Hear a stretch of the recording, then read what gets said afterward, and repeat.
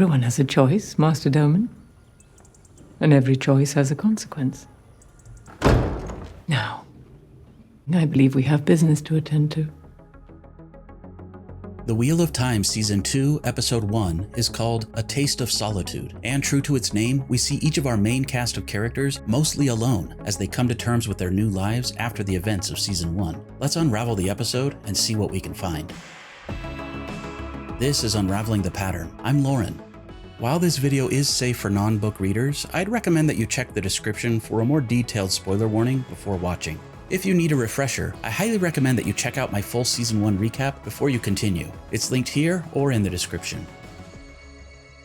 We start with a six-pointed star-shaped building in an unknown location. There are six-pointed stars on the doors and in some of the designs inside of the building as well. The flag of Amadisia has a six-pointed star, so this could be in the land of Amadisia, which is actually the home base country for the White Cloaks. Or they just found this cool location and chose to shoot this scene there. Amadisia is located just south of the two rivers at the base of the Mountains of Mist. These could be the Mountains of Mist here in the background in this shot. A little girl is playing outside where there are 6 disc-shaped statues. One of the statues has fallen to the ground. The design on the discs is nearly identical to the symbol that was on the floor at the Eye of the World at the end of the last season, where Rand used the One Power to channel at the man whom Rand thought was the Dark One. The man smiled as he disappeared, and a large crack spread across the seal on the ground from where the man stood. Could this smaller broken disc on the ground be connected to the broken seal at the Eye of the World in some way? The disc also contains an 8-pointed star with unique symbols between each point. As you may recall in Season 1, Stepan had 8 statuettes, presumably one for each of the Forsaken. Could these different symbols on the disc represent each of the Forsaken? Check out my spoiler-heavy deep dive where I analyzed each of these symbols and tried to determine which symbol and statuette might relate to which Forsaken from the books. The Forsaken were some of the Dark One's strongest Aes Sedai allies during the war that preceded the breaking of the world 3,000 years ago. They led the Shadow's armies and were enemies of Lews Therin Telamon, the man who led the forces of the light. He was called the Dragon. In the Season 1 finale, this man, who Rand thought was the Dark One, called Rand by his ancient name, Lews Therin. Rand also saw a vision of his own past incarnation as Lews Therin facing this man at the Eye of the World.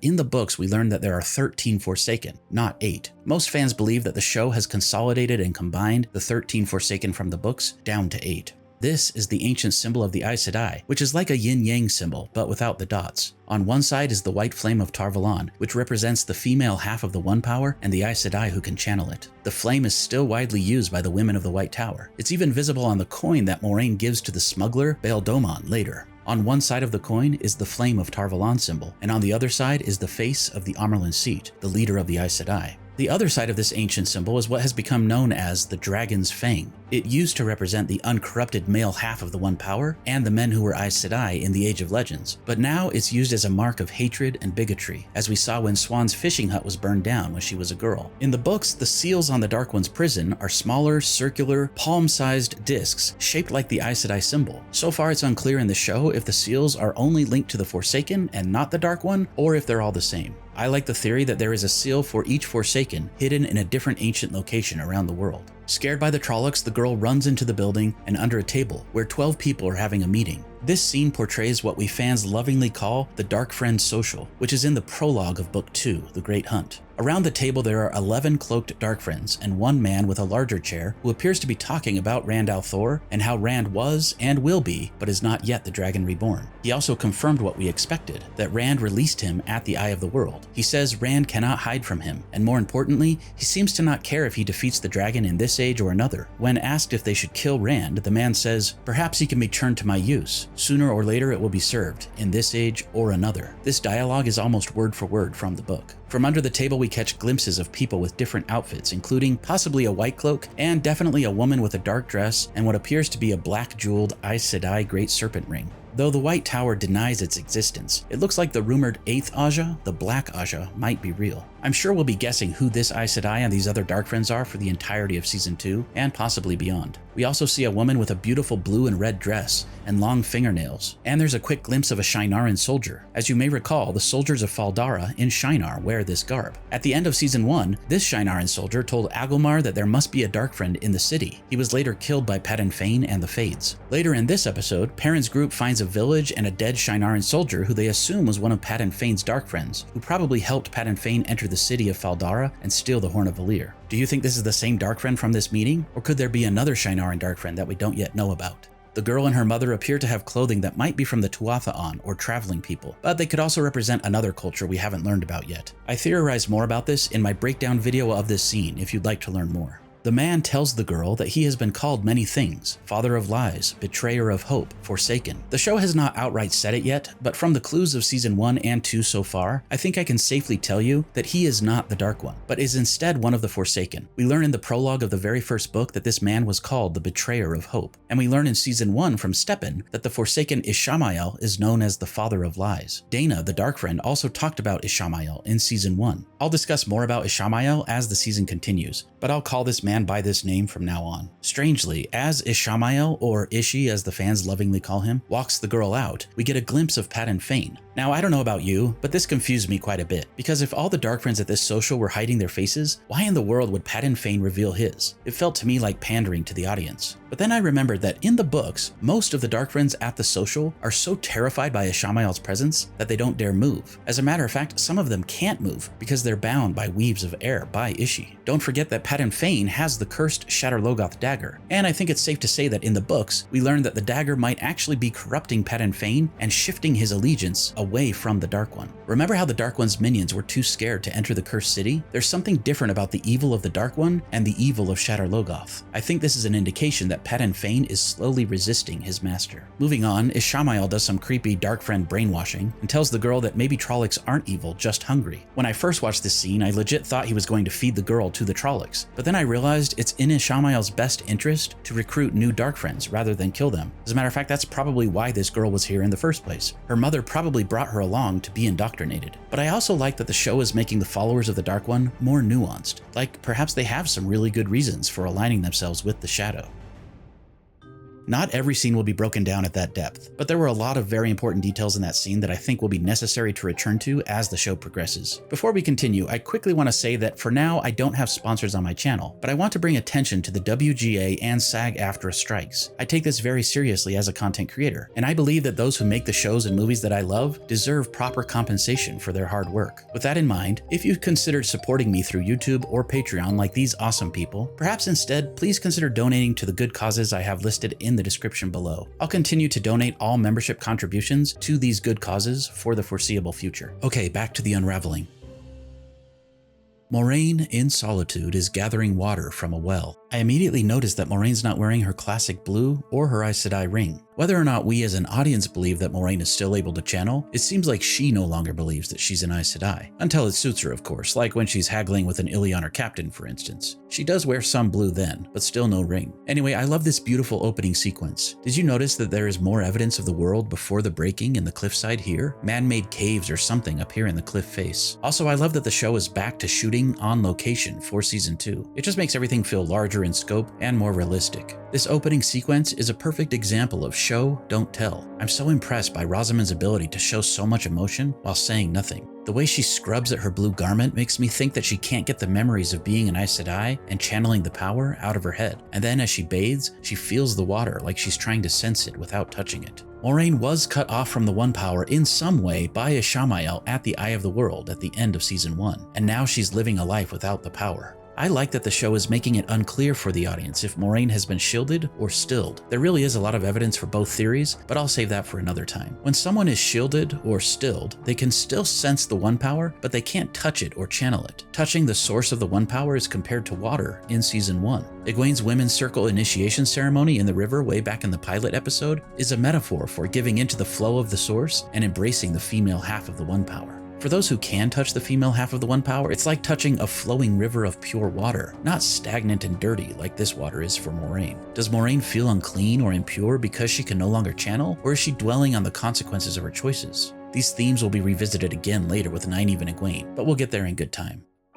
They say when a man or woman is cut off from the power, it drives most of them to depression and death. But as we learn later, Moiraine ain't no quitter. I love the contrast between Moiraine in her bath here, alone and unable to channel, and the scene from the Season 1 pilot, where she's smiling with Lan and using the One Power to warm the water. It's a powerful reminder of what she has lost. Moiraine is very aware that everyone has a choice, and she is paying for the consequences of her choice to help the Dragon Reborn. This hasn't stopped her, though, from continuing her efforts to help Rand. It also makes sense to me why she's pushing Lan away. She doesn't seem to want him to suffer as she is now suffering. Speaking of Lan, we see him attempting to calm himself by practicing sword forms, but it doesn't appear to be working. We're then introduced to 3 new fan-favorite characters, Varen and her sister Adeleas, and Varen's warder Tomas. In Book 2, Moiraine and Lan visit 2 Aes Sedai sisters who are writing a history of the world, Vandene, who is of the Green Aja, and Adeleas, who is of the Brown Aja. It appears that the show has decided to remove Vandene and replace her with a much more important character, Varen, of the Brown Aja. Some fans are calling this version of the character Varendine. Both sisters are Browns in the show. I love how funny Adeleas is during her short time on screen. She's become one of my favorite Aes Sedai in the show so far.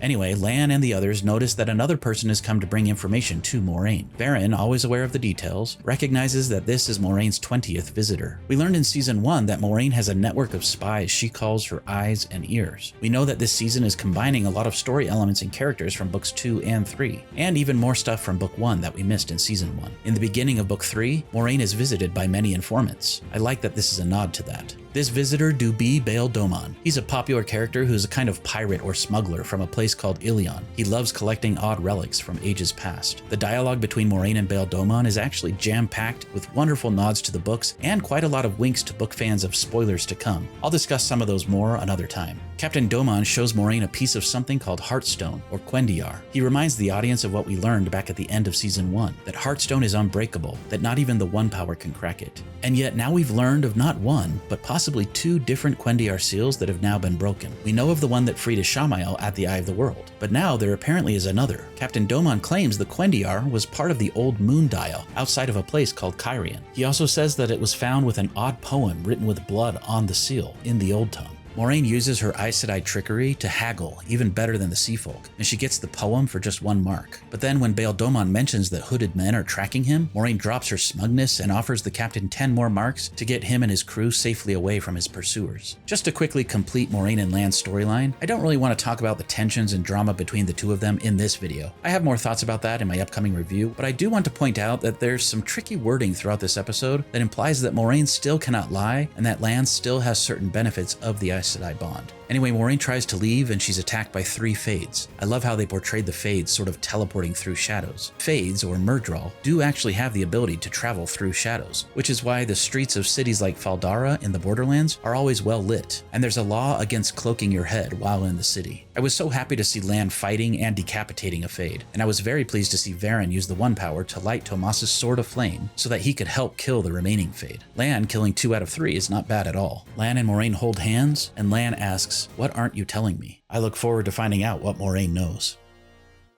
Moving on to Egwene and Nynaeve. I personally loved the White Tower montage. It gave a size and scope to the tower that we haven't yet seen. It also helped establish some important things like the hierarchy between novices and Aes Sedai. I thought it was funny seeing Lyanna basically treat Egwene like nothing more than a walking dishwasher. Egwene eventually makes her way past the warders' training area and down to the kitchens on the lower levels, where she smiles at Nynaeve as if she's happy to be walking all those steps just to do other people's dishes. She tells Nynaeve that it builds character, and then Nynaeve says, "I have enough character." I've said this before, but one of Egwene's greatest strengths is that she's like a chameleon, always willing to adapt and to do what must be done with a good attitude. One of Nynaeve's biggest strengths, but also one of her biggest weaknesses, is that she's stubborn. She's grounded in who she was raised to be and has strong principles, but she's unwilling to adapt, thinking she already is who she is and doesn't need to change or grow. In the tower, there are 3 levels to becoming an Aes Sedai. First, you must spend time as a novice. Then, when a novice is considered ready, they take a test to become an accepted. And finally, after even more hard years of training, accepted eventually take a final test to become Aes Sedai. It's called being raised to the shawl, because Aes Sedai in the books wear colored shawls over their shoulders with the flame of Tar Valon on the back. A minor change from the books that I actually really liked was that even Nynaeve was entered into the Book of Novices for a time in the show. In the book, she went straight from arriving at the tower to taking the accepted test. I was so curious about how they would treat the novice training in the show, because most of it happens off-screen in the books, and because I felt like they didn't properly describe the One Power in Season 1. I really liked the sequence where Alanna described the 5 powers to the novices and then taught them a practical weave for removing impurities from water by weaving earth and water together. This little scene also had major hints at some very spoilery things that I won't discuss in this video, but it was very pleasant to see. A major upgrade to the show this season is that they've added the colored look to the different threads of the One Power. The 5 threads of the One Power are earth, water, air, fire, and spirit. One of the really cool things about this episode was that each of these powers were shown at some point. We saw earth and water in this training sequence. We saw air when Liandrin and Nynaeve sparred. Liandrin also used spirit to shield Nynaeve during their lesson. We saw weaves of fire when Varen lit her warder's sword aflame to kill the Fade. Another great detail is that Egwene refused to use her hands in this scene. In Season 1, Egwene was captured and tortured by Eamon Valda, the White Cloak. He told her that Aes Sedai rely on their hands to channel as a crutch. He would cut off the Aes Sedai's hands and then take their rings and then burn the Aes Sedai like witches. It looks like Egwene learned from Eamon Valda. And while channeling might be more complicated for her without her hands, as she says, I didn't come here for easy.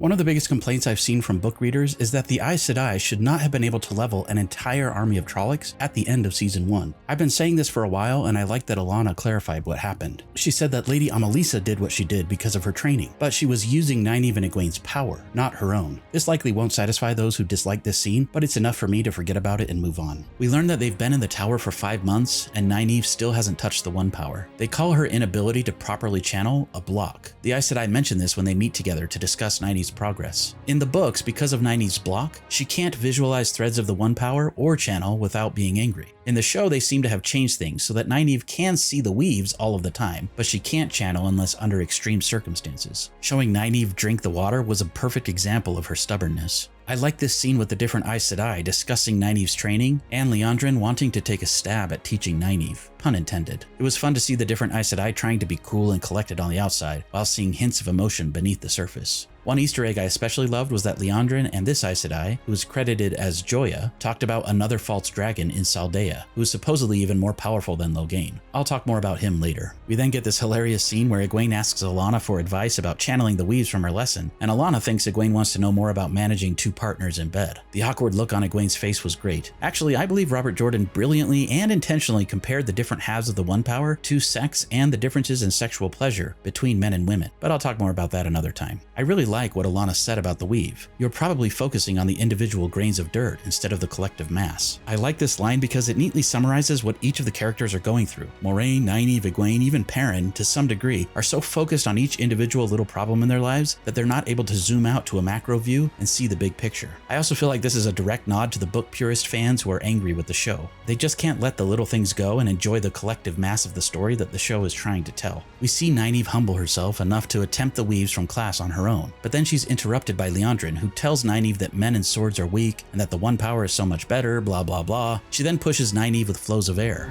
I want to win. I want to win!